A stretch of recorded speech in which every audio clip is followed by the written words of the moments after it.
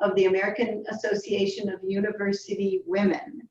And we're very pleased tonight to present the first program of this year because of all of the things that happened. Usually we have many more programs, but this is a very important one as we celebrate the 100th anniversary of the 19th Amendment. So with this, I am going to turn it over to our Vice President of Programs, Yvonne Randolph. And Yvonne is with me here in the room, and we are going to introduce our panelists and get going. A lot to tell. Yeah, I'm very pleased to have the three women who are going to be talking about the women's suffrage movement tonight. I think for those of you who only know about women's suffrage, it's going to be an interesting, eye-opening adventure listening to these women bring the people who are involved in the women's right to vote to life. So I'd like to introduce them all. When I say your name, can you raise your hand so people will know who I'm talking to? And I'm going to go in alphabetical order. So Estelle, Dr. Estelle Friedman, she's a professor at Stanford. The next person's Wendy, and I think I pronounced your last name Rouse. And last is Nancy Unger. Where's Wendy from and Nancy from? Oh, Wendy is from San Jose State, and Nancy's from Santa Clara University. I'm really pleased to have all you guys here tonight. I'm really looking forward to this talk. So I started out by asking each one of you what excited you, intrigued you about studying about women's suffrage. So I'm going to go and ask you, Estelle. Thank you, Yvonne. Thank you for inviting me. It's wonderful to be talking with other historians and talking to other interested folks about the history of women's suffrage on the cusp of its 100th anniversary of really becoming official law as tomorrow. I think that when I first began studying the history of women, including suffrage, I was struck by the abolitionist origins of the women's suffrage movement in the 19th century. That's something I hadn't learned about, say, in high school or even in college. It was really in graduate school. And it came in part by reading Gerda Lerner's wonderful book, The Grimke Sisters of South Carolina, about these Southern slaveholding white women who rejected slavery, moved north, became part of the anti-slavery movement, and who, like other women at the time, because they wanted to speak out publicly against slavery and were told as women they couldn't do that in their terms, they began to think about their own rights as well as the rights of the enslaved. So that was one thing that always intrigued me, and the experience of somebody like Maria Stewart, a free Black woman, anti-slavery in the North, again, who tried to speak out in her community against slavery and was told as a woman, you shouldn't be doing this, and then said anybody should be able to speak out, whatever their color, whatever their sex. And you can just see that overlap in the 1830s and 1840s before we even get to Seneca Falls of these sort of interlocking social movements. So that intrigued me from the beginning of my studies. Thank you. What about you, Wendy? Well, one of the interesting things that I've been exploring more recently, because I was interested for a while in the history of women's self-defense, and so I wrote a book on that, and that has interesting ties to the suffrage movement, that women at the same time that they're empowering themselves politically are also thinking about their physical empowerment, and this idea that if they don't need to look to men to protect them at the ballot box, they also don't need to look to men to protect them physically. And so this whole self-defense movement kind of emerges out of this. But more recently, my work has been looking at kind of the queer history of the suffrage movement. And I use that term broadly to focus not only on people who, if they were alive today, might identify as LGBTQ+, but also to look at the ways in which suffragists transgressed norms of gender and sexuality in all aspects of their lives. And so it's been really fascinating because I've been able to kind of look at the ways that suffragists created these non-heteronormative domestic arrangements, the ways that they queered death practices and mourning rituals, that they created these chosen families and extended support networks. And so all of these things I think are really fascinating, and I'm still kind of in the middle of this research, so my conclusions are tentative, but I think it builds off of the scholarship that's been out there for the last couple of decades with scholars looking at Boston marriages and the ways that women created these homosocial households, right?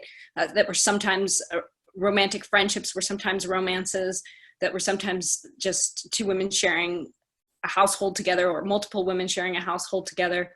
I'm also looking at the ways that they transgress like the gender binary through their gender expression. And so hopefully I'll talk a little bit about that later on, but that's some of the things that I'm most interested in right now. Okay, what about you, Nancy? Well, first of all, it's really a pleasure to be included in this panel. Like a lot of historians, I had prepared a big illustrated talk to help mark the 100th anniversary of women's suffrage, and one by one, those presentations disappeared from my calendar in these days of COVID. So I'm just especially delighted to be here. And just for these introductory remarks, we had up to 5 minutes. So I'd like to share some of my slides with you, and I promise I'll return the screen when I'm done. But I'm just so thrilled to finally have somebody to show this stuff to. So let me see if I can make this work. Okay, so so this was the opener for my formal talk, Winning Women's Suffrage, Celebrating Victories, Learning from Mistakes. And I drew most of that material from my own work on Belle LaFollette, who was a suffragist and a journalist from Wisconsin. And one of the things that really intrigued me about the suffrage movement itself was the very different ways in which it was approached. So certainly there were those who emphasized women's equality with men. You know, women's cause is man's, this banner says, they rise or fall together. But more intriguing to me was how much the suffrage campaign seemed dominated by women not rejecting their traditional gender roles as wives, mothers, the helpmates, but using those roles to justify their worthiness as voters. So lots of emphasis not on women improving their own lot so much as working to uplift others. You know, we want the vote to stop the white slave traffic, sweated labor, and to save the children. This image is a little more direct. You know, women's vote will purify the vote of the dirty boy. And these adorable babies certainly serve to blunt the perceived threat proposed by women gaining political power for their own purposes. Women should have the vote so they can be better mothers. It's much less threatening. And this poster blends the two arguments. There's the more feminist reminder that women pay taxes and women obey the laws just like men. But there's also the reminder that women clean the homes, let them clean the city. That perhaps their greatest qualification for the vote is their role as housekeepers. I was also struck by how vehemently and sometimes viciously these stereotypes about women were used to oppose their suffrage. So here, for example, you can see why women should not be allowed to vote because their brains are completely occupied by fashion, babies, and gossip. And here you see how supporting women's suffrage is simply a sign that a woman is frustrated and unnatural. At 15, a little pet. At 20, a little coquette. At 40, not married yet. At 50, a suffragette who's obviously crazed and hideous. So then something else that surprised me was what an important role World War I played in women actually gaining suffrage. President Woodrow Wilson had not been in favor of women's vote until he saw how clearly he needed their support on the home front. He also saw that if women, the sex purported to be more moral and selfless, approved the war, it would reinforce his claims that it was not being waged for power or material gain, but to make the world safe for democracy. So he very specifically called upon Congress to pass the suffrage amendment, quote, as a war measure. And so, I mean, certainly decades of women's activism set the stage for women's suffrage, but the war played a key role in actually getting it through Congress. And then finally, what appalled me, it wasn't until relatively recently that I learned how powerful the Southern wall of opposition in the US Congress was in its absolute determination to keep women from voting. White Southerners had been successfully preventing African American men from voting for decades, but the passage of the 19th Amendment would bring new scrutiny to voting practices. And so, well, as it says here, vote against women's suffrage, the third bullet point there, because universal suffrage wipes out the disfranchisement of the Negro by state law.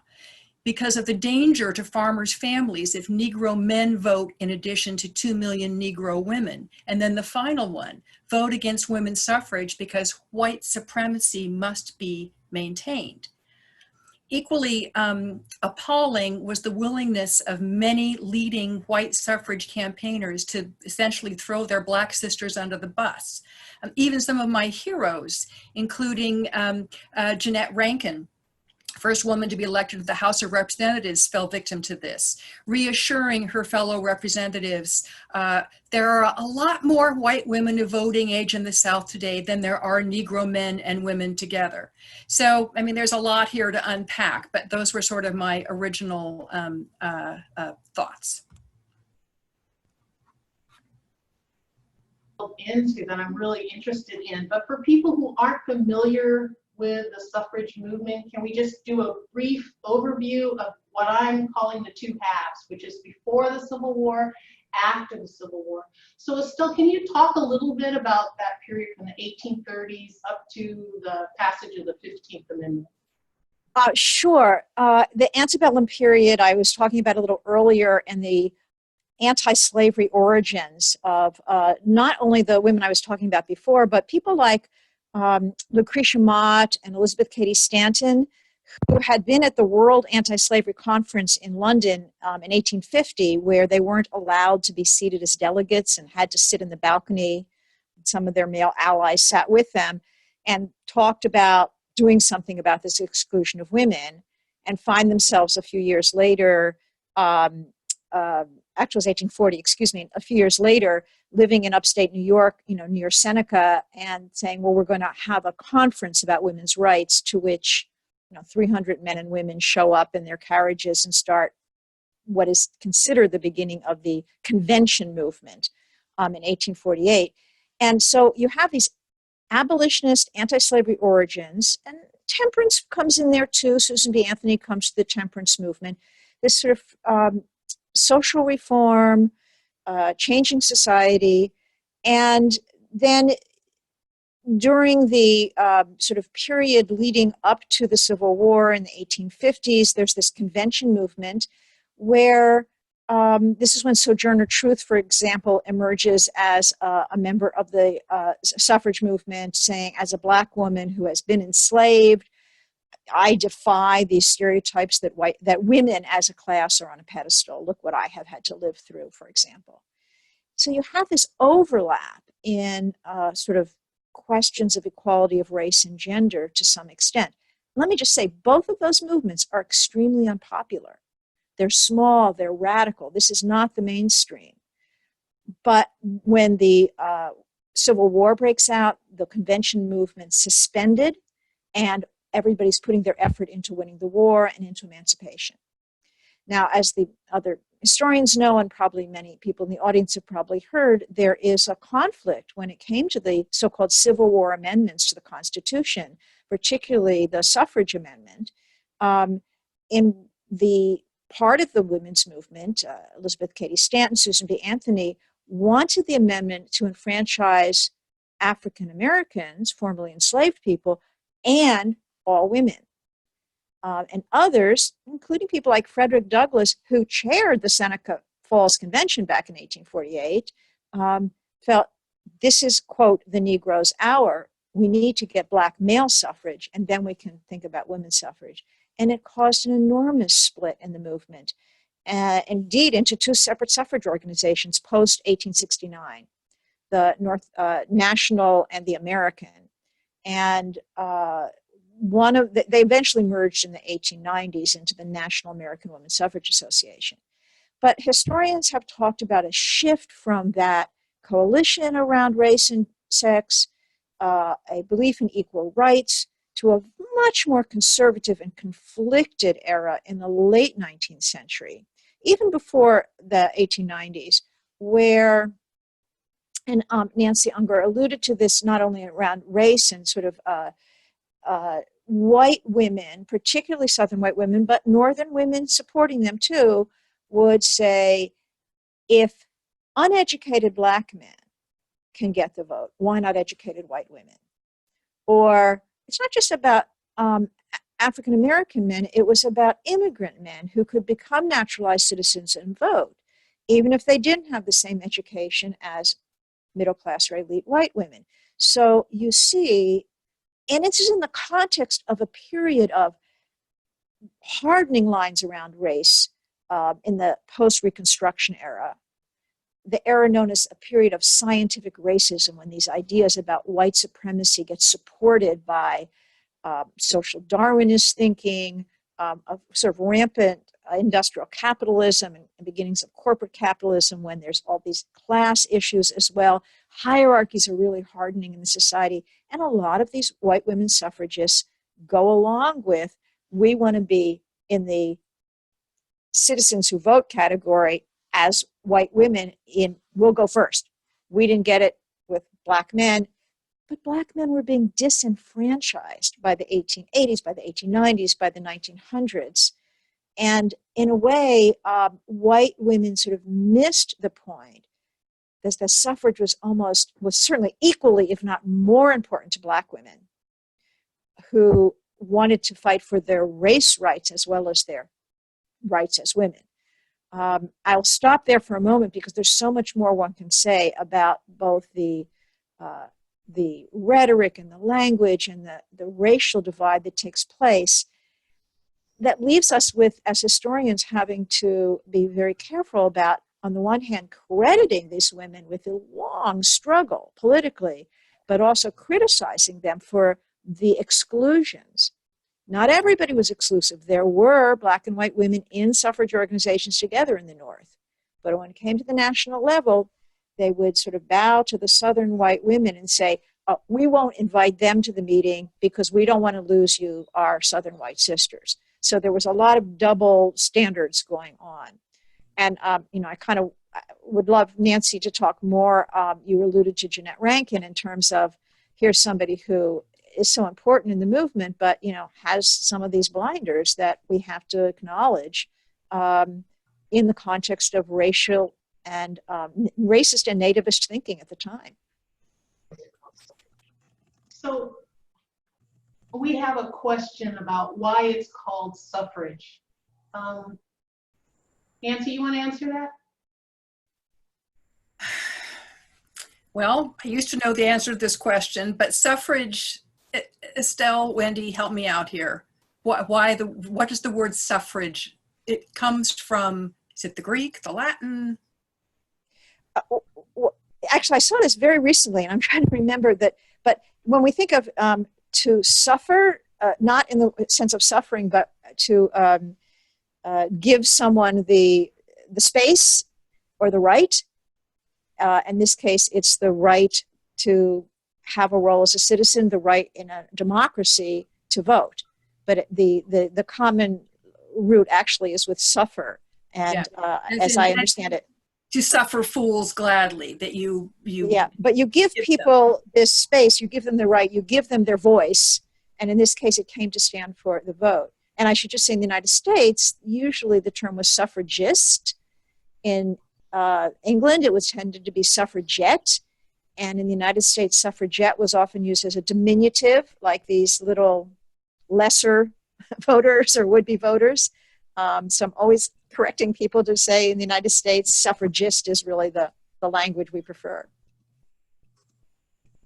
So Nancy, you did cover a little bit about what happened after the 15th Amendment? You were talking about the progressive era and the change in what the voting rights for women would mean for society.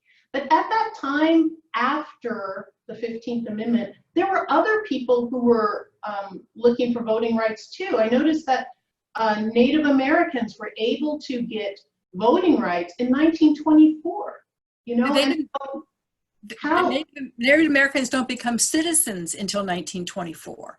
Until 1924, they were wards of the United States.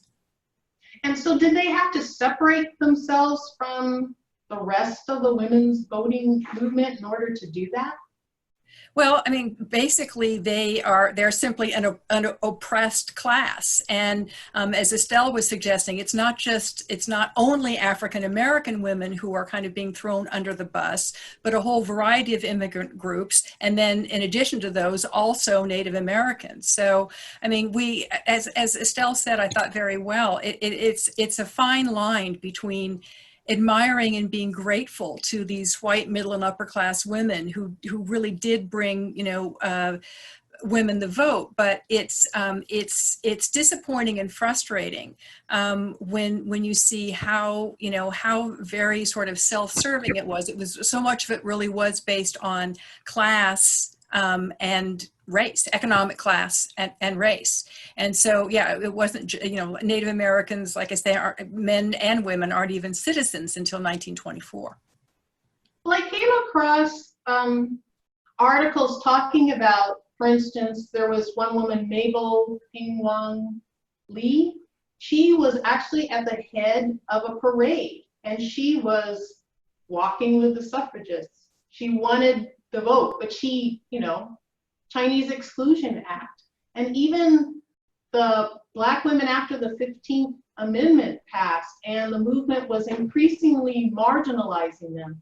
I read an excerpt from Mary Terrell's diary where she held the Silent Sentinels. And so I was wondering how these people's relationships with each other managed to transcend the strategy that would leave them out, and ultimately it seemed like the strategy made them walk away from what the movement initially believed in.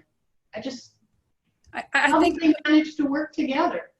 Well, I think often they didn't manage to work together. I mean, I think that there was a sense of, among many white suffragists, there was a sense of, well, this is the expedient thing to do. What we need to do is just get this passed, and we'll then maybe it will trickle down. But there was sort of a sense of, well, it's just going to be easier to get this through if we can beat down that stubborn wall of opposition and so forth, and this is the way to do it. But as Estelle said, there were certainly other women who were like Belle LaFollette, who's a particular favorite of mine, who is really saying, no, you can't do that in a democracy. And it's really important that we all work together, and this is unconscionable, and is genuinely willing, to work together. But I mean, I think one of the things that to me has really been, as I suggested before, that really was impressed upon me in looking more deeply at the suffrage movement was how much it reveals about how deeply ingrained, not just sexism, but racism, ethnocentrism, all of these are unfortunately very much part of the story, and some were able to transcend that. But a shocking number, I think, to us in 2020, were not. You wrote a book about the children in San Francisco Chinatown from the mid-1850s, and one of the things I found in my research was that there were these test court cases that the Chinese business people put together in order to challenge the Chinese exclusion rules. How is it that these people who are discriminated against, why would they want to become American citizens?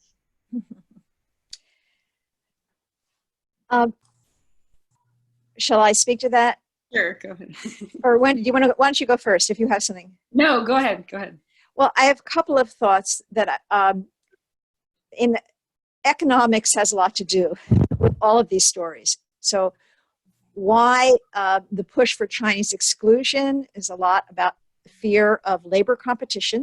Of course, Chinese workers were brought over to build the railroad, but then we wanted to push them out.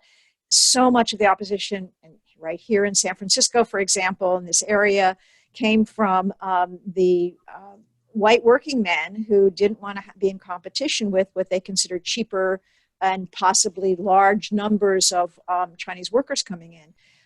The workers want the jobs. They need the money, much of which they're sending back to their homes and families. So both of these are going on. Why do people want to be here, and why do they put up with this kind of treatment? Is that they want an economic foothold. And why do they get resisted? Is partly people who feel in competition with them. So that's one way I would answer any of these questions about, why the resistance, how people perceive the threat to their interests. Although I think when it comes to race, that it often takes on a life of its own beyond the economic interest. And it may have origins there, exploitation of Black labor, for example, but then it becomes associated with race in ways that, for example, why white workers don't want to work next to Blacks, because they've been demeaned as workers, as lesser, and they will bring our wages down, or they will stand for impurity or something like that. So all these other meanings get attached to it. There's one other thing I wanted to go back to, though, which had to do with Native American voting and citizenship, as you both pointed out. It doesn't come with 1920. But just remember this longer history, too, in which in certain parts of what becomes the United States, there were very powerful women in certain Native cultures who had more authority than white women did, including right in the area of Seneca Falls. Among the Iroquois and the Seneca nations, women really had a political role that was denied to white women at the time. So it's true that over the 19th century, most Native people become wards of the government and don't have citizenship rights, but in certain cultures, women had authority and power. And I just want us to be very careful about not seeing either Native Americans or African Americans as somehow totally victimized in this history. There are all kinds of ways in which they've had authority, agency, including breaking into that suffrage parade when they're excluded and told to be at the back and saying no, and finding the white allies who say, come march with us. We're going to let you in the front of the parade. So it's a complicated story. It's never, there's not all heroes and not all victims. Well, do you think that Stanton and Anthony understood what people understood if everyone wanted the same thing they wanted? Did they want the vote for uneducated white women or just educated white women like them? Great question. There were a lot of different people with a lot of different backgrounds. I understand there were gay people who contributed to the suffrage movement, as well as, African Americans, the Indians provided, the Native Americans provided, a lot of inspiration. And so I'm wondering if Anthony and Stanton were surrounded by people who had a bigger vision than they did, and they just didn't see that.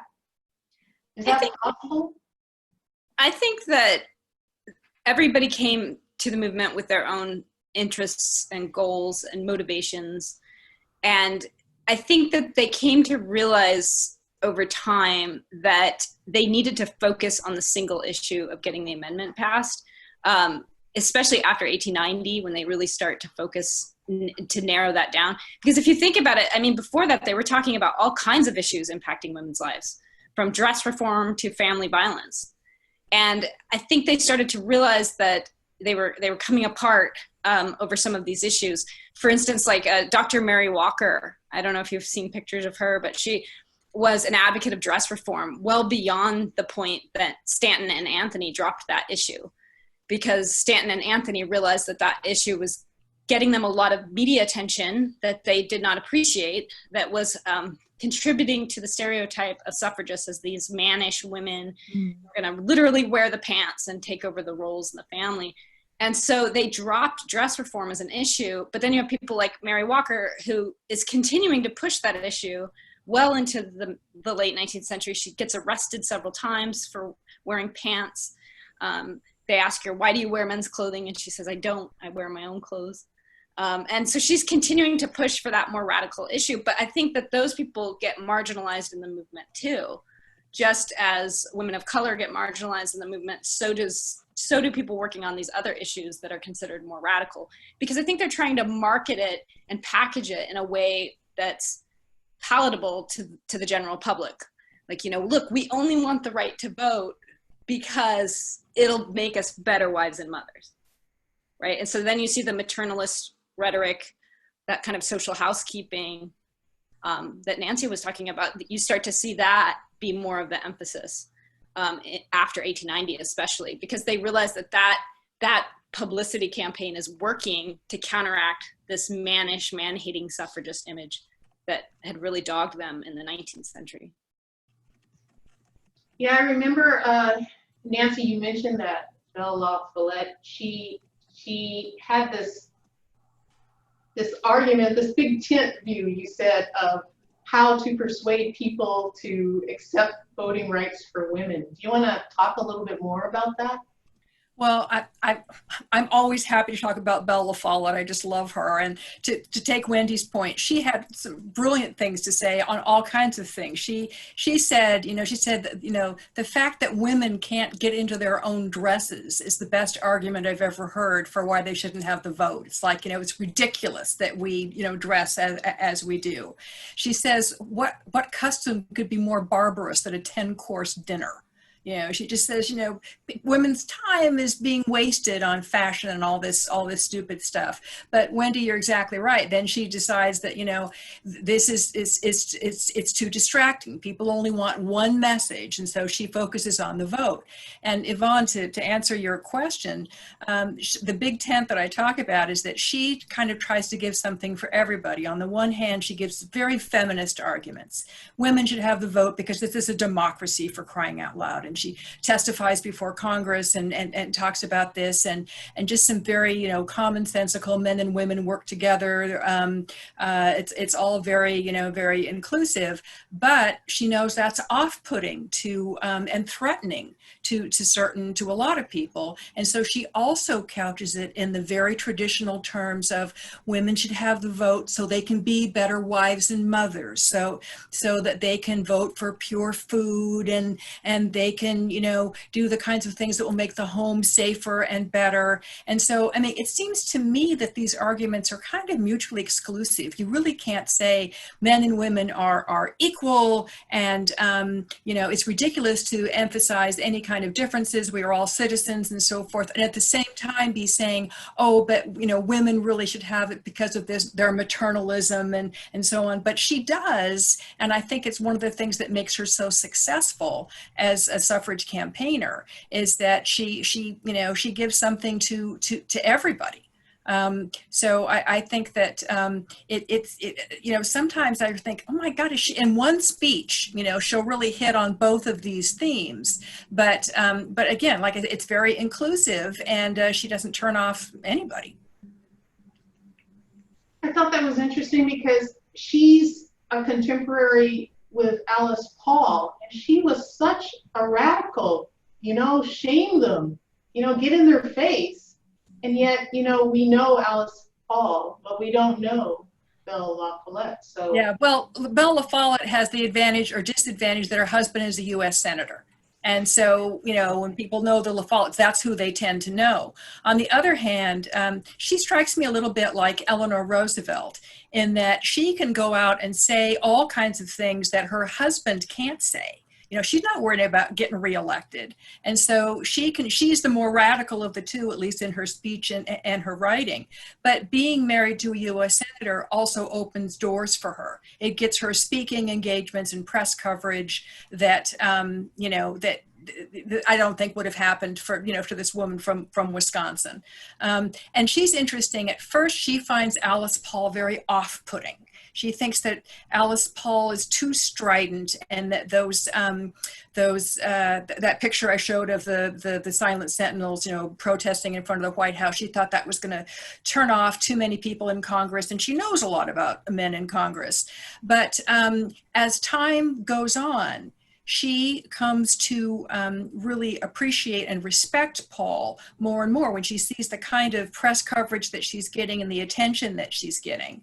But I just finished a biography of Helen Hamilton Gardner by Kimberly Hamlin, and which I just thought was just a great book.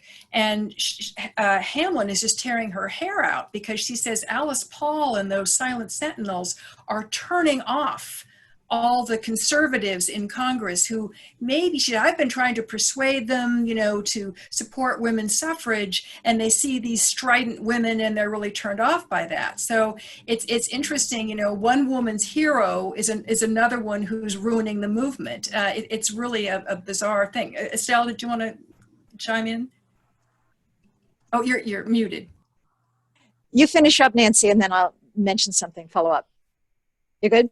Well, I just wondered if we should step back for folks who aren't as familiar with Alice Paul and also our use of the term feminist, and just do a little generational analysis of the suffrage movement, which, since we're getting into the 20th century here, is that okay, Yvonne? Okay, just to mention that we were talking about people like Stanton and Anthony, or Lucy Stone, or Frederick Douglass, and all these people they're dying off in the beginning of the 20th century. And the new generation is coming up, and this National American Women's Suffrage Association is now sort of the old conservative guard, if you will. But then this younger generation comes by 1910 or so and brings a kind of new radical life into the movement. And Alice Paul is part of that younger generation, and they're the ones, first of all, she was part of the suffragette movement in England. She was studying in England at the time, and she saw the really radical protests there. And they bring this whole other kind of ideology and tactic, and that's when they start using the word feminism, this word that originated in France in the late 19th century, feminisme, this kind of movement for women. So all that Nancy was describing about the wives and mothers and the maternalism Wendy was talking about, that we, as women, give us the vote to be cleaning up the society, and these younger women like Alice Paul come in and said, now, equal rights. We're as good as men. We should have it because men have it. We should be able to do anything men do. And we split off from the old guard and form our own, what becomes the National Woman's Party, which we can talk more about in this sort of post-suffrage era. But that really creates this tactical and generational conflict. Yeah, they're the ones doing the most radical stuff, and the ones going to jail and going on hunger strikes, being force-fed, all the stuff that happened in England. And they get lots of publicity. And, going back to what you said, Nancy, if it hadn't been for World War I, who knows what would have happened, but they are able to hold Wilson accountable for democracy. Really? What about women and the vote? But that's the younger feminists as opposed to the older, more maternalists in the earlier movement. And we have a lot more we can say about them later, I'm sure. Yeah. Oh, yeah. It's just, I have so many questions about all sorts of stuff. I want to give people a sense of all that was happening at the time. For instance, I know around the time of the 14th, 15th Amendment, after emancipation, you have Washington just filled with, emancipated slaves. Essentially a town just inundated with refugees, basically people who had, no education. It was, a terrible time. And you have the disappointment that Anthony and Stanton had about not being able to get the right to vote. And I wonder, because it seemed like they didn't understand the struggle that was going on I wasn't so sure they understood the struggle that was going on in Congress about what do you do with all these refugees here in Washington, and then how do you bring the Southerners back into the United States government? And did they make a mistake when they were trying to get women added to the 15th Amendment? Mm-hmm. Was it because they had never been, I guess, politicians, that they didn't tend to form, I think, working relationships with men? Did they put themselves at a disadvantage to plead their case for the 15th Amendment? What do you think? Great questions. Estelle, you look like you're ready to answer. I have some thoughts also, and I'm sure Wendy does as well. I'm gonna keep mulling over. I want to avoid an either or answer. So let me hear Wendy and Nancy. Wendy, you want to take a crack at this? No, go ahead. This isn't my time period. All right. Well, well, it's not mine either, but that doesn't ever stop me. So I don't know. I mean, I think that, you know, I don't think it's so much that they don't know how to approach men, is that men are not going to talk politics with women. You know, that's an anathema. I don't think it's that the women aren't making, you know, an effort. They're just, you know, not going to be listened to. And I think, you know, Elizabeth Cady Stanton wrote, you know, we don't have the word male in the Constitution until, you know, we get this amendment. She said, if that word male is inserted in the Constitution, it will take us a century at least to get it out. So, you know, they really felt the stakes here were very, very high, and that this was going to firm up, you know, the male, you know, lock on suffrage. So I think they were just, I don't think that they were naive. I think they really saw, you know, that this, it wasn't just that they were a bunch of racists, which, you know, they may have been, but as we keep saying, it's more complex than that. I think they were really concerned about that word male and how it was going to just confirm the, you know, the hold on the vote. So in answer to did they make a mistake by wanting the 15th Amendment to include women as well as African-American men or formerly enslaved men, I don't think it was a mistake to aspire to a coalition of suffrage seekers, but it was probably politically impossible to achieve at the time. The women's suffrage movement was very young, very new, very radical, very unpopular. The gender divide, as Nancy, I think, showed, was so strong. And I think the big mistake was that they aligned themselves, Stanton and Anthony, for example, in the late 1860s, in the ratification issues and the debates of the amendments, with Democrats who were very pro-Southern, anti-Black. And that's the beginning of their sort of making that deal with the devil. And again, not every suffragist would go along with that. But they became so expedient, and they turned out to be wrong politically in who they aligned with. It didn't really help them. So, you know, you have to put yourself in their shoes, as I think Nancy's trying to do, in terms of why they felt we have to stop this. But they were a small, radical, unpopular band who threatened gender disorder at a time when gender ordered society. And did it take longer than to get women's suffrage because of that mistake, as it were, or because of that splitting apart? I think you can't, I just don't think you can blame it all on the African Americans and the suffragist women, because there's this whole society around them that is making it hard for all of them, that is saying, you know, we don't really want any of you to be political. Yes, this amendment passes, we enfranchise Black men, but now let the states take it away, take it away, take it away. So none of them really win. None of them really win. And it's not all their fault. It's also the structures of race and gender at the time that placed so many obstacles on African Americans and all women becoming citizens, becoming full citizens. So I'm trying to give an evaluation of your question. It's a hard question, Yvonne, to say, did they make a mistake? They made lots of mistakes. And I would add, I mean, you have to really think about what they're up against. And you go back to, you know, Thomas Jefferson, you know, all men are created equal, blah, blah, blah. And then he writes to one of the, you know, Schuyler sisters, you know, well, you know, the tender breasts of ladies were not formed for political convulsion. You know, you know, women are not, you know, political beings. Or you know, everybody knows Abigail Adams writes to John Adams, you know, remember the ladies, blah, blah, blah. And many people don't know that he writes back and says, I cannot but laugh. Mhm. You know, I mean, these are our founding fathers who wrote these beautiful words about democracy and equality and so forth. And, you know, clearly have, you know, no intention of seeing women doing that any more than they did their slaves.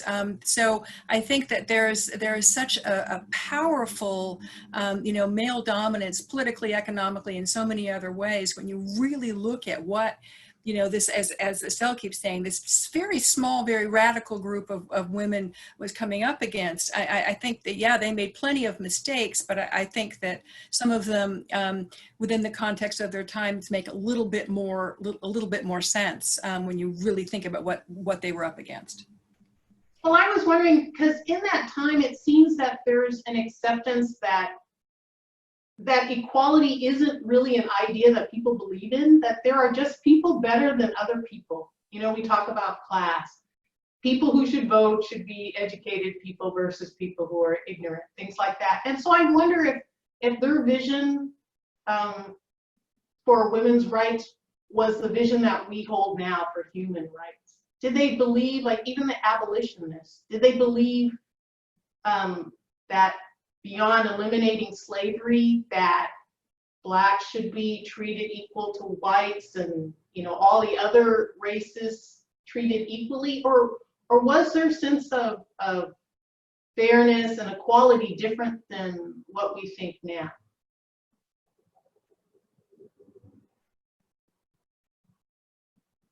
I mean, there's definitely a different sense of fairness and equality in that era than our idea now, and it's continually evolving, right? If you look at from the founding of the U.S. society, from the Constitution, from the Declaration of Independence, there's this constant redefining of what it means to be an American, what it means to be a citizen, who has the rights of citizenship. So that's always constantly evolving, as with this idea of equality. And we see each group, especially throughout the 19th century, struggling to kind of make their way in that, to identify themselves as worthy of this equality and this freedom. And even today, I mean, we're still struggling with these same ideas. So I do think it's a totally different era. And sometimes it's hard for us, as everybody's mentioned, to position ourselves in the shoes of women at that time, who, yes, they're asking for the right to vote, but they're asking for the right to vote in an era when they're still fighting to even have the right to go to school, to have education, I mean, they're still trying to get into the professions. They're still being paid less than half of what men are being paid for the same jobs in factories. And so there's so many other things that they're facing when it comes to gender inequality, that the vote seems the most radical of the things that they're asking for in that time. Even though now to us, we might look back and say, that's such a simple thing. They should have given them that. Why was that such a struggle? But you have to kind of contextualize it. So when I'm thinking about this movement, what am I missing? What should I be? You know, I have all these personalities. I've read all this stuff, but I just get a sense of so much happening. I don't know where to focus. You know, you have people working together who end up achieving different things. You know, I found it amazing that there would be, like, Ida B. Wells, she would tell off, you know, Frances Willard, one of the people, and yet she'd help her the next day. You know, so their relationship was obviously close to me. It seemed to me that they understood the importance of achieving women's vote, even if they were excluded. Yeah. And I don't have a sense of that strong bond, you know, that willing to say, okay, you know, I'll help you here, but I have to go my own way. I mean, do you guys have a sense of why this cooperation was occurring during that time?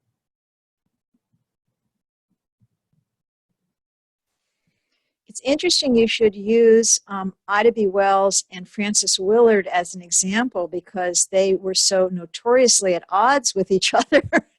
For those who aren't familiar, Frances Willard headed the Women's Christian Temperance Union, which was the largest women's organization in the late 19th century.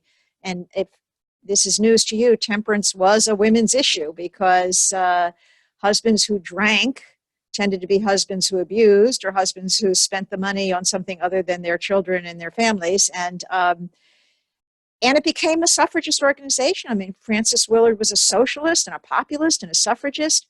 But Ida B. Wells, who really starts the Black Women's Club movement as an anti-lynching movement from her own experiences as a newspaper editor in the South, Ida B. Wells just calls Frances Willard out because Willard is not speaking out against lynching. And Black women are asking these white women leaders in their organizations to support the anti-lynching movement in the very late 19th and early 20th century. And they, yes, they shared the goal of suffrage. That is absolutely true. But they, like other African American women, Ida B. Wells is saying, you can't stop there. You know, you can't just stop at calling for women's suffrage. First of all, Black men got the vote, it got taken away, and they're getting lynched. And if we don't all speak out against the terror against African Americans, I mean, how do we have common ground as a sisterhood or people working together in the suffrage movement? And, you know, Willard hedged. Willard said, well, eventually, maybe it's not such a great thing, but I'm sure that they brought it on themselves, or, you know, buys into the myths of the Black male sexual threat and sort of blames, again, the ignorant Black masses, as opposed to realizing the rise of lynching as a tool of white supremacy and to suppress Black political action. So that's a really interesting choice. There may have been others who got along and cooperated better, and there were other white women in the suffrage movement who did support Ida B. Wells more than Frances Willard did. But in that era, it was not typical to have coalitions. There was a lot more separate organizing. The whole society was being segregated. I mean, Plessy v. Ferguson is 1896, right in the heart of this period. The law of the land is you can have separate but equal. And you had separate but equal WCTU chapters. You know, you had separate everything, particularly in the South, but not only. So it would have been going against a lot of trends at the time to have transcended some of those deep divides. I'm going to stop there.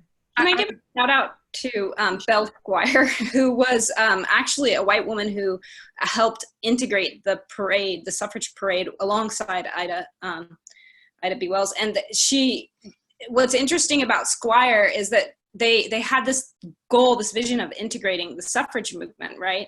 And she's an example of someone who is also seeing suffrage as just one step to larger social changes. And she's thinking of integration, and she's thinking of all these racial issues, but she's also thinking about, she makes a statement about the vote just being one part of women's freedom. She says, I'm not married, I don't plan on marrying. And she was arguing that she should have just as much respect as a woman who is married, and that why is she being called the diminutive title of Ms., and she insisted on being called Mrs. Squire, even though she wasn't married, because she said that's an honorific title and that gives me prestige and status in society. So again, like, I think they all come together on this idea of suffrage, but they all also have their own things that they're also trying to achieve, whether it's racial integration and into discrimination again, and into violence and into alcohol abuse and family violence, or Squire talking about the need for companion and loving relationships, or even the right to not get married and to still have power and status in society as women.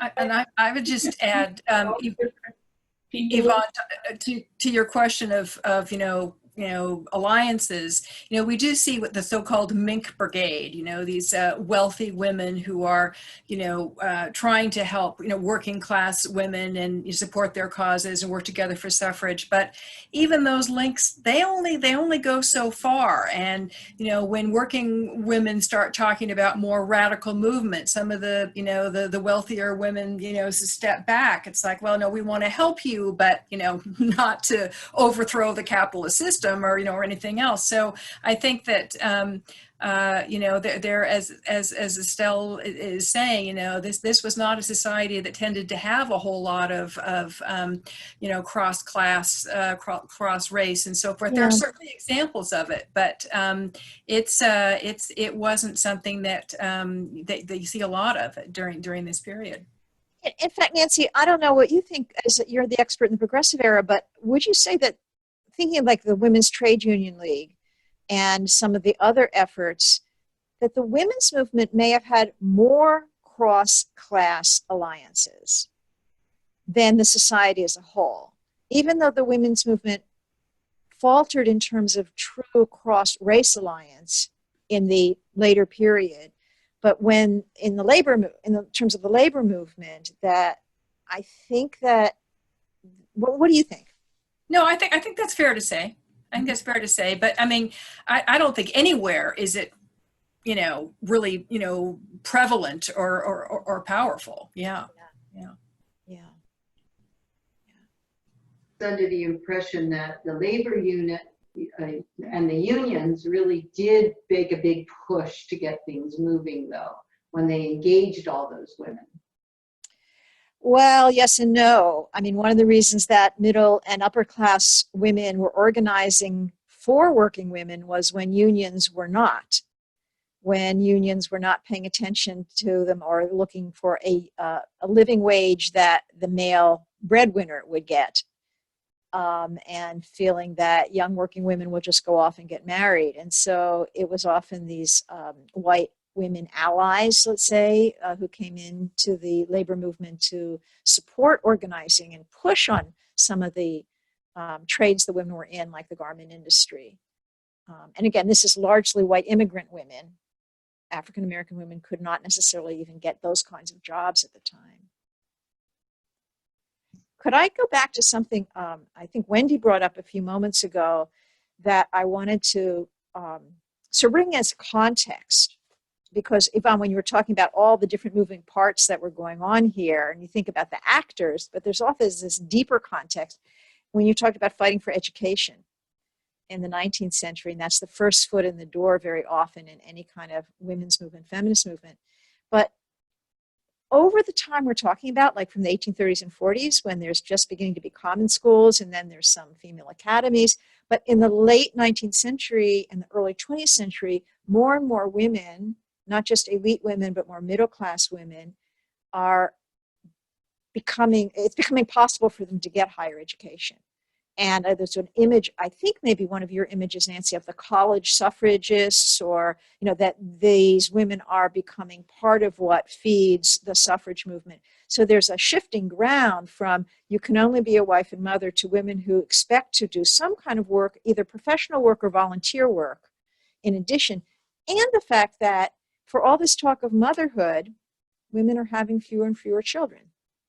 So a lot of it's symbolic motherhood, not necessarily the reproductive labor and the sort of caring of family, that women have more education, more time to be active, more time to enter careers. It's a long, slow process. But we're talking about a different world by the early 20th century and the first third of the 20th century even, than that early suffrage movement, when there's not a big pool of women who aren't working their fingers to the bone, having all these children, taking care of their families, and who can go out and even work for suffrage, let alone vote. It's another world by the early 20th century. Actually, this is a good time to mention your research, Wendy, on. It surprised me that there were these women who took it upon themselves that they would actually go and fight back against these people called mashers. So do you want to talk a little bit about that? Yeah, and it's funny because Estelle, some of this research came from reading about your research on mashers as well. I remember. Yeah, so in the early 20th century, right, there's this campaign for the vote that's getting a lot more publicity and attention, and women are thinking about empowerment of their political empowerment, but there's also this physical empowerment movement that is sometimes made up of suffragists, but not always. I mean, there are women who are not suffragists even that are just talking about that they want the a right and ability to walk down the street without being harassed. And some of these are working class women who are just trying to live their daily lives, get to work, not face sexual harassment in the workplace, right? But they're afraid to really speak out about this because there's so many challenges and risks, and especially for women of color, you know, contacting the police and trying to call attention to this issue is very dangerous for them. And so this self-defense movement kind of emerges, I call it the hashtag #MeToo movement of the early 20th century. And it emerges with women anonymously kind of writing into newspaper columnists who, at that time, there were these more women journalists who are writing columns in magazines and newspapers. So they write in anonymously and they talk about this problem of the masher and that how they are facing harassment on the street and in their workplace, and that something needs to be done about this. And it ends up creating this whole like story that takes off in the media about the masher, and it kind of becomes a sensationalist story that's blown out of proportion really to the statistics of the issue. But it does raise the issue of sexual assault, violence against women, harassment in the workplace, and it does power this, what I call the first self-defense movement, which is women signing up for boxing and jujitsu lessons, in part because they're either experiencing this violence and harassment themselves, or they're hearing about it and they're afraid and they want to do something to prepare and protect and defend themselves. And this coincides with an athletic movement at this time where more and more Americans in general are trying to focus on getting in shape and getting healthy. And all these college educated women we just talked about took classes in college on physical fitness. And so the idea of them taking boxing lessons or jujitsu lessons isn't that far out of the norm at this time. But it is pretty radical because women were still being told to be careful the types of exercise that they engage in, that it could be dangerous to their bodies, to their reproductive abilities. So these women that take up boxing and jujitsu are kind of this wave of new women, feminists, suffragists in some senses, even if they're not technically out there on the battlefield fighting for suffrage, they are representing this more politically, physically empowered woman. Yeah, that's really interesting. And then I should add that there's actual suffragists fighting police in England and in Britain, and the British suffragists faced so much police brutality that they realized that they had to do something to actually prepare to protect and defend themselves. So they began training in jiu-jitsu, and they actually had a secret bodyguard of women that were trained in jiu-jitsu to protect the leaders when the police came to arrest them, that they would try to surround them and help them escape. So there was literally suffragists who were engaging in jiu-jitsu for the purpose of protecting and defending themselves in the fight for the vote. That's good to hear. Women kicking butt. Yeah. And there's photos of it and stuff too, so it's really cool. You don't have that photo with you, do you? I'll find it. I saw some ads. They were funny. So there's some questions. One person here wrote, "I'm always troubled by the slant that looks for fault with the suffragists, that they made mistakes with how they approach politicians. I think the insidious enemy has always been and will be white supremacy and entrenched male supremacy. If those two strains are always the norm, then those who are trying to overcome them always appear to be wrong." You know, that's a good point, because male supremacy, white supremacy, why would you want to give up your privilege? Isn't that the problem that we all, face when we're trying to change social norms? People believe that someone, if you're on top, somebody has to be on the bottom by definition. And I think You know, that was one of the things that the suffragists worked hard to overcome. Well, I think they, you know, I thought that comment was well put.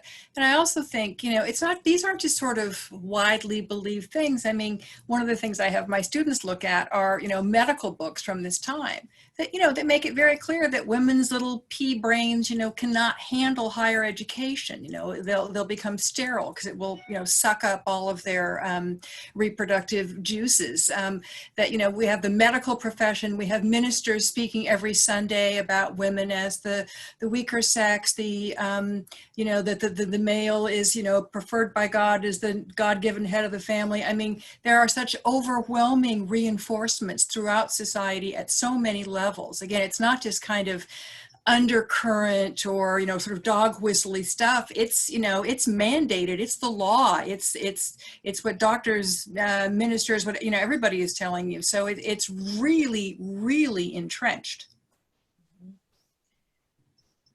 Yeah, I think this comment goes back well to when we were talking about mistakes and not blaming the suffragists entirely and looking at the context in which they had to operate. And it also, that point I made before about the balancing act we have as historians, which is to acknowledge that context and also hold people responsible when sometimes they should have known better, or when other women were saying, we should do this differently. So that brings me back to like Alice Paul and that younger generation the radicals who really helped revitalize the suffrage movement. But once suffrage is ratified and becomes the law of the land, and the National American Women's Suffrage Association becomes the League of Women Voters, and it's going to train the new voters, Alice Paul and her group become the National Women's Party and introduce the Equal Rights Amendment into Congress. This is in the early 1920s. And when both Union women or African American women go to the National Women's Party conference in the early 20s and say, the battle, we have all these other things, we got the suffrage, now let's work on workers, and let's work on the rights, and what about getting Black women to be able to vote as well? And Alice Paul says, no, those aren't women's issues. Those are workers' issues, those are race issues. The Equal Rights Amendment will solve everything. She should have known better.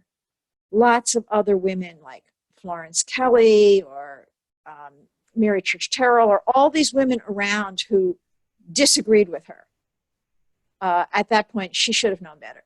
But I think that her National Women's Party became the small band of feminists in the 20s and the 30s and the 40s and the 50s, and they were not taken very seriously because they did not build coalitions. And they were seen as in opposition to all these other social movements. So yeah, it was a hard time to be a feminist, partly because feminists were seen as so narrowly self-interested.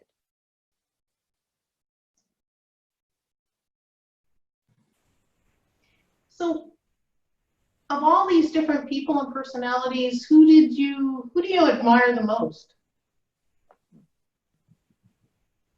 Could be several people.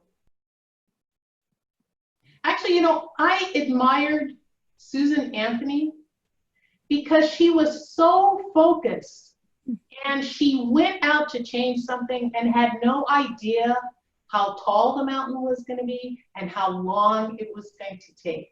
I really do think that she's the appropriate symbol because she persisted, you know, and I see that saying all over, you know, she persisted, but it's hard to do that, you know, and I think that the fact that she died without ever achieving what her goal was the saddest thing. But I think that she also was the inspiration.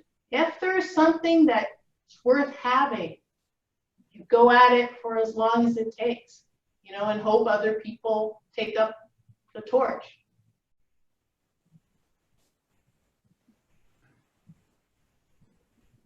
In some of my more recent research too, I've had the chance to read some of the letters and diaries of some of the women, especially the radical National Women's Party suffragists who are facing arrest, imprisonment, and hunger strikes. And sometimes what surprises me is that we forget the personal cost of some of their choices. So I literally will read their letters and diaries and sense the tension that their actions are creating with their own families. So some women end up divorced through their efforts to fight for the vote. Some women end up getting into major arguments with their parents, with their mother, over the fact that they're going to jail and ruining their status or not getting married and getting a job. And I think sometimes we forget too, and this goes back to your point about Anthony, is that they are so radical for their time that they're even outside their own family's norms. And so it's kind of, to me, that's inspiring. So I wouldn't pick any one person to say inspires me. I think it's just the personal sacrifices that they made in this movement that often cost them relationships, even as it gained them new relationships, intense friendships, sometimes romances with other suffragists, sometimes new marriages with male suffragists, right? So there's all these interesting relationships dynamics. And I think today too, when we're talking about the divisiveness of politics, and how it sometimes feels like civil war in our own families, that is what the suffragists are facing at that time as well.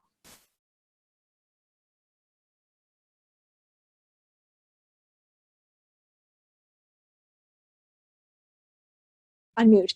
I'm going to mention Harriet Stanton Blatch as someone people may not know, but is worth knowing, the daughter of Elizabeth Cady Stanton, who wound up in England during that radical suffrage movement and then coming back to the United States, and is one of those people who organizes working women and does try to hold other issues together during the progressive era. And I won't say more about her, but to think about the continuity, think about having to live up to the reputation of that mother and yet going on and seeing the struggle to the end. Susan B. Anthony wasn't married, didn't have children to see that later, but Harriet Stanton Blatch is someone I think people should know more about. And I, of course, have to keep, banging the drum for Belle LaFollette. And I love her because she is involved in so many things. I mean, she's probably best known for her suffrage work, but and because she was a journalist, she left so many wonderful articles. You can really read what she had to say. But in 1913, when Woodrow Wilson is busily racially segregating Washington, D.C., she had been kind of picking at the edges of racism, and she just goes ballistic over this and really gives some profound speeches. And in the Black community, she's hailed as the Harriet Beecher Stowe of the generation, and gets it's really impressive to me. And she gets hate mail.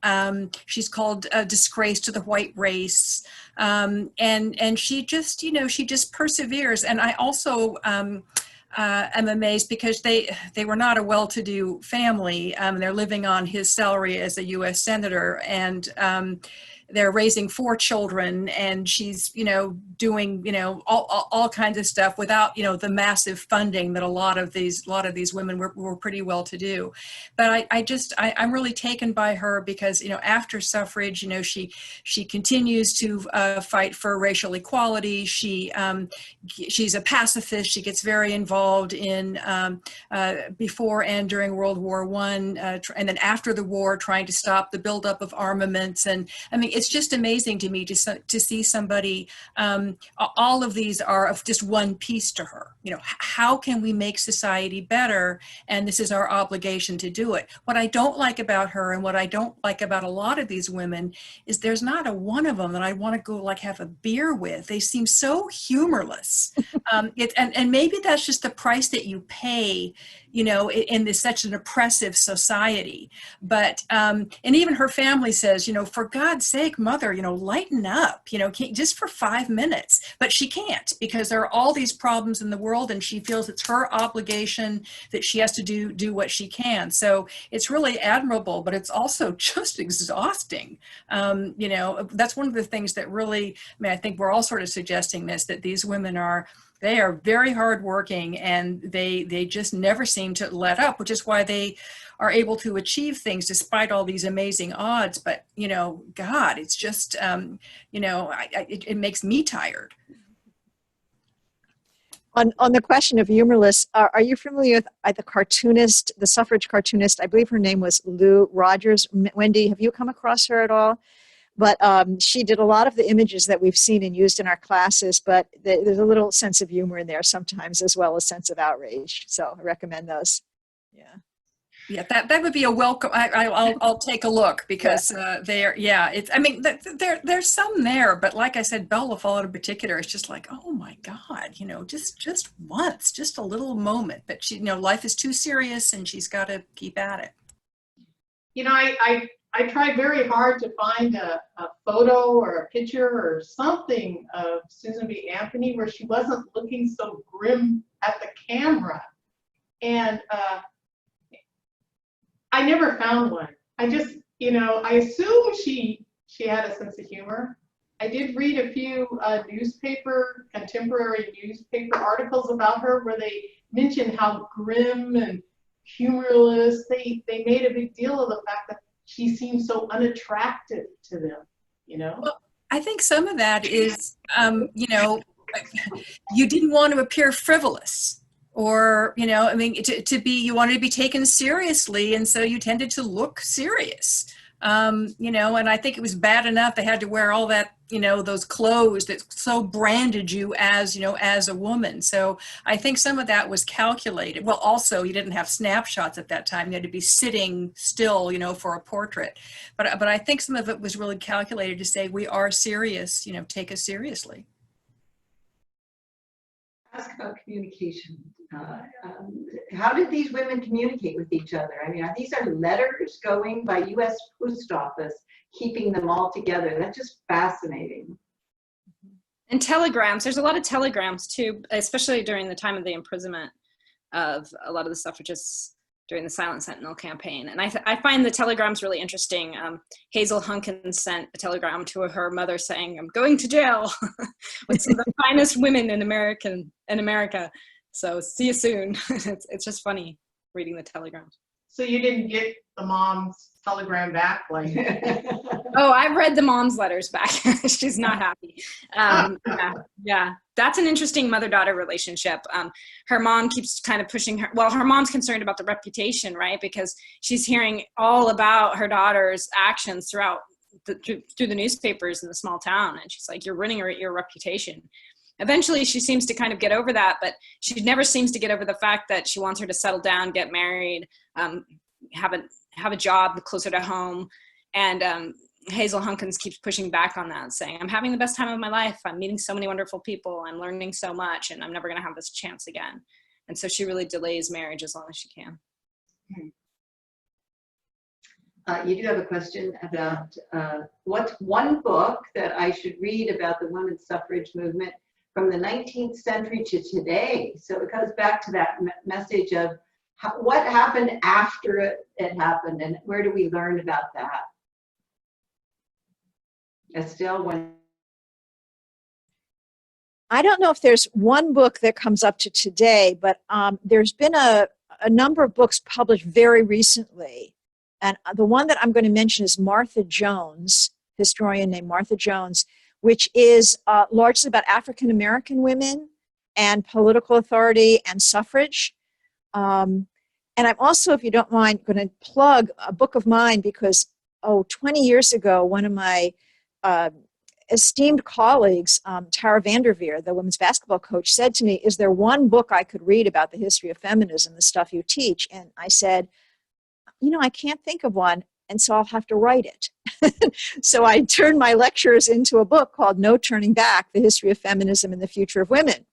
And I recommend it, No Turning Back, for not just U.S. history, but around the world, women's movements from well earlier than the 19th century all the way through the beginning of the 21st century, at least to the end of the 20th century.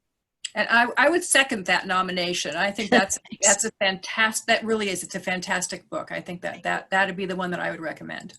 Yeah. And I would third that nomination, and I would say that everybody reads that as, right, in their in their feminist history classes. So thank you, Estelle, for that. And also, everything that's been written, there's been a lot of books written this year, 2020, for the centennial, and amazing scholarship by amazing scholars doing work on suffrage history and rewriting the narrative that really challenges everything up to this point as well. So Vanguard by Martha Jones, that's the book I think you're referring to. And there are we'll send a list out if you'd like of all the books that came out this year, but they're fantastic, including looking at a variety of different groups that were fighting for the right to vote in their own ways, and even beyond the 19th Amendment. There's also a friend of mine, Susan, is it Goodwin? Such a good friend, I've forgotten her last name, wrote a really good book on women opposed to suffrage. And it's really interesting to read, you know, these women's perspective and why they felt this was wrong for women, and then what happens when women get the vote, and you know, and we see that they do exercise it because they feel that they must as women to vote, you know, for the right things. But I think the opposition is pretty interesting as well. On that issue of exercising the vote, there's something I always try to impress upon my students when we talk about the suffrage movement. It goes to these longer stories. Again, women didn't start just voting the day after or the year after. It took an entire generation before women voted in the same proportion as men voted. I think it was in the 1950s. And then it took another generation of women voting in the same proportion as men before the gender gap emerged by the 80s and certainly by the 90s. And as we can see today, certainly in presidential politics, we have a very clear gender gap. In the early 1920s, the League of Women Voters was real, and the parties were organizing schools for how do you vote? How do you become civically engaged? It wasn't something a lot of women had experience with.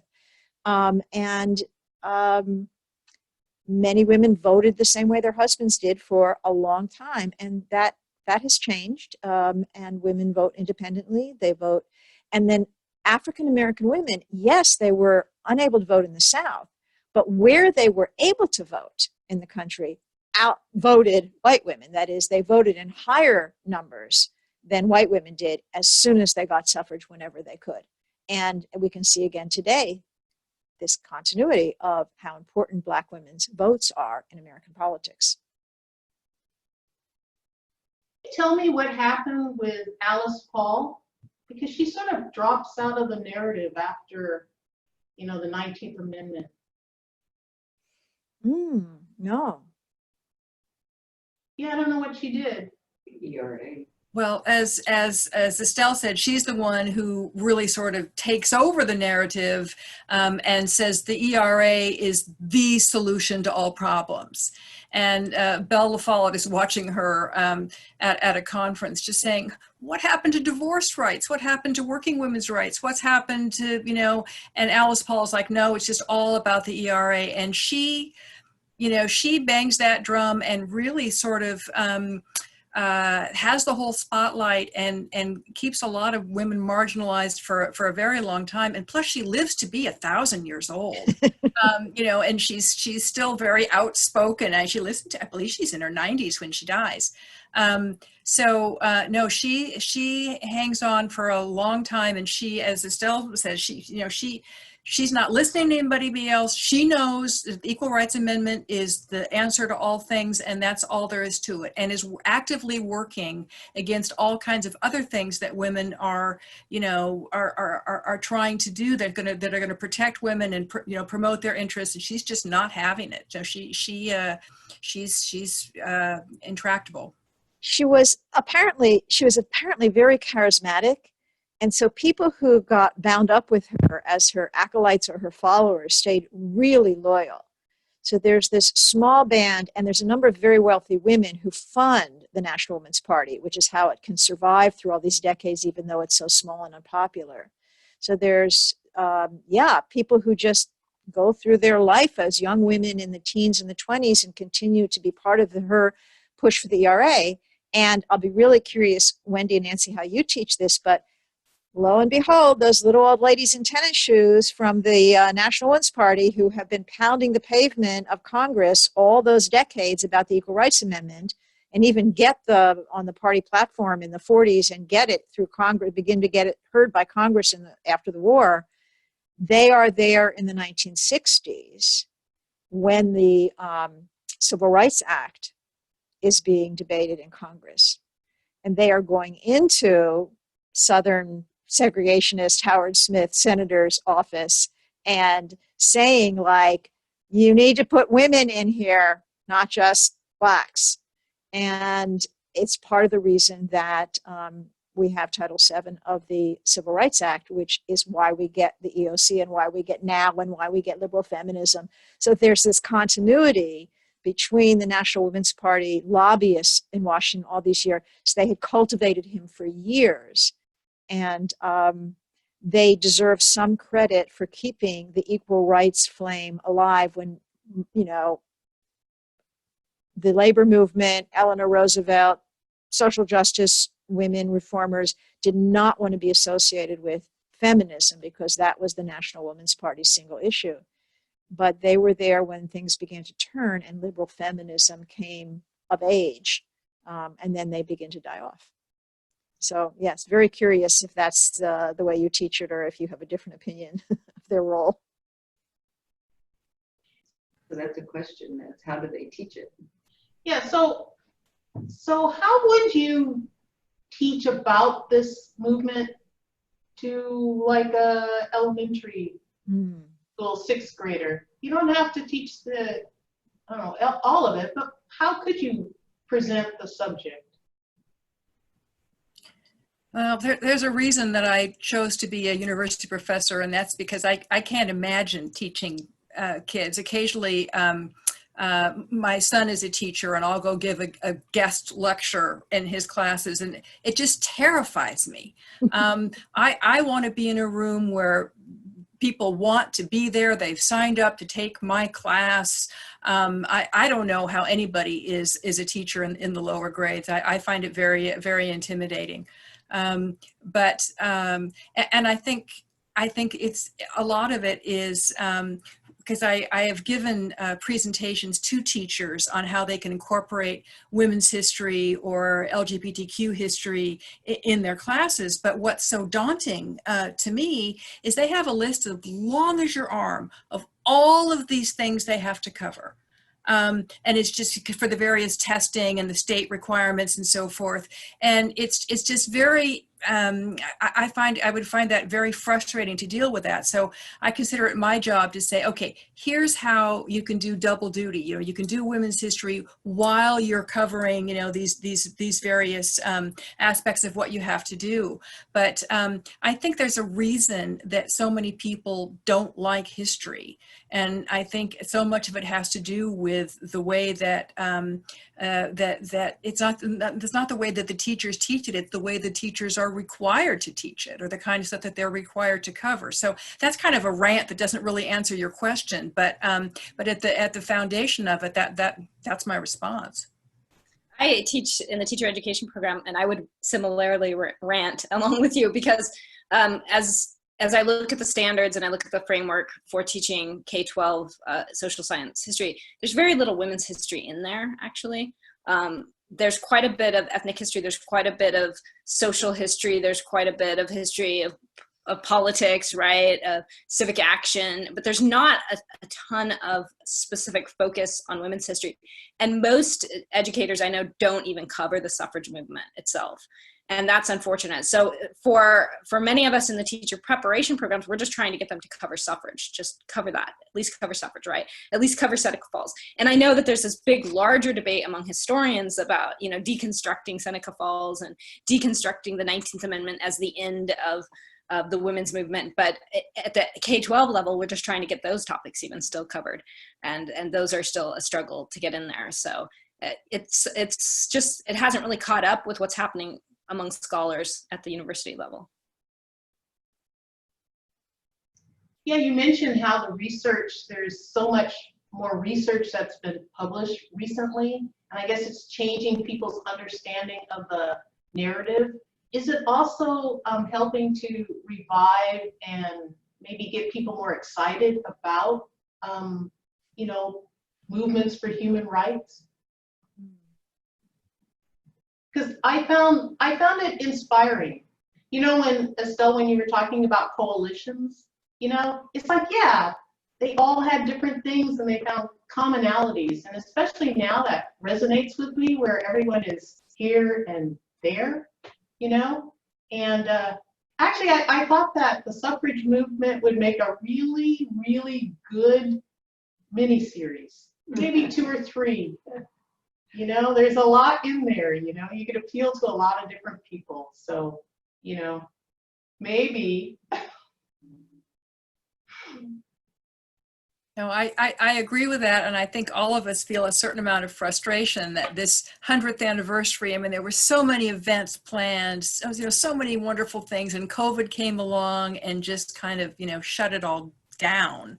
On the other hand, I think that very unfortunately, because of the killing of George Floyd and the Black Lives Matter movement, there's been an explosion of interest in the civil rights, in history, in understanding things. And so, I mean, I think that has been, really sort of inspiring and exciting.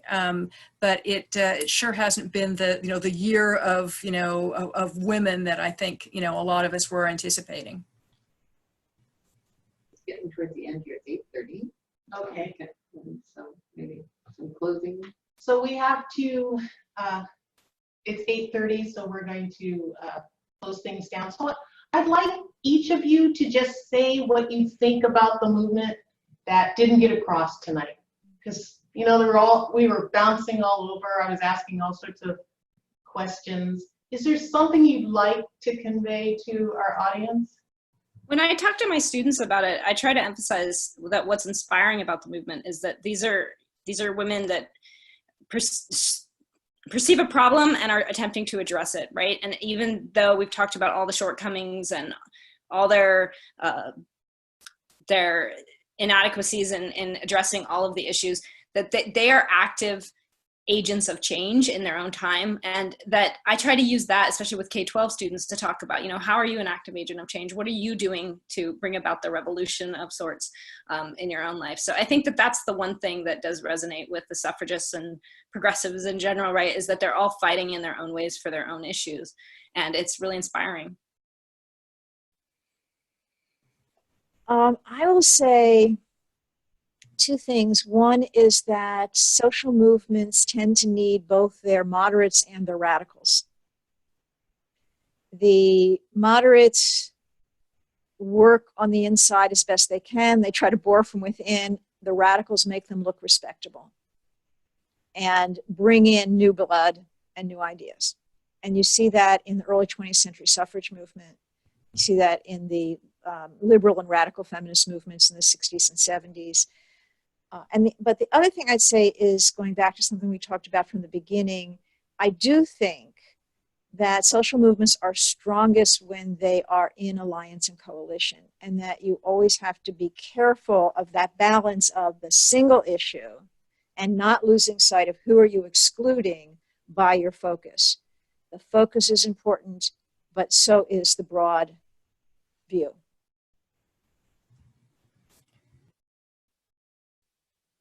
You're muted. I wanted to add to what Wendy said. I think that looking at the failures, the weaknesses, the problems, and so forth, it really does. I mean, if you show history in just the celebratory way, oh well, women got the vote, isn't this great? They're like, well, I'm not going to try to have some kind of movement because I'm going to screw up and make mistakes. It's just like, no. That's what all of these movements are. And they're not perfect. And people do make mistakes, but, but they try, God damn it. That's the thing that I think is really so powerful and to be taken away from. No, they're not, immaculate, know all, be all people. They're just people and they make mistakes, but in the end, they try and they do make change.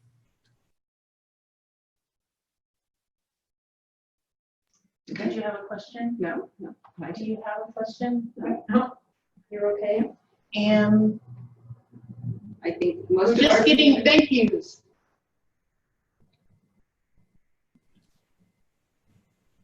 Okay. and tomorrow we're all supposed to go out and make some change happen, right?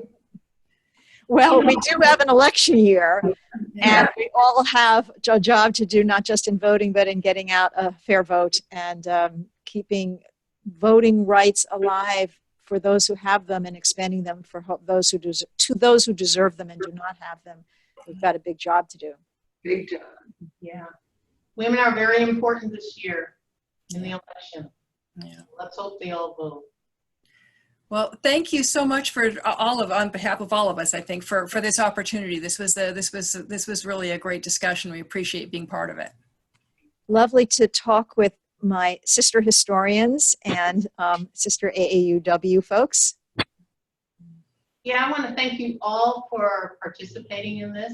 I was a little, well, definitely a lot intimidated because all of you had a lot more knowledge than I did. I did a lot of web surfing and, I didn't have a lot of knowledge, but sometimes I could tell that Susan B. Anthony was not the same person as some of the other pictures that come up.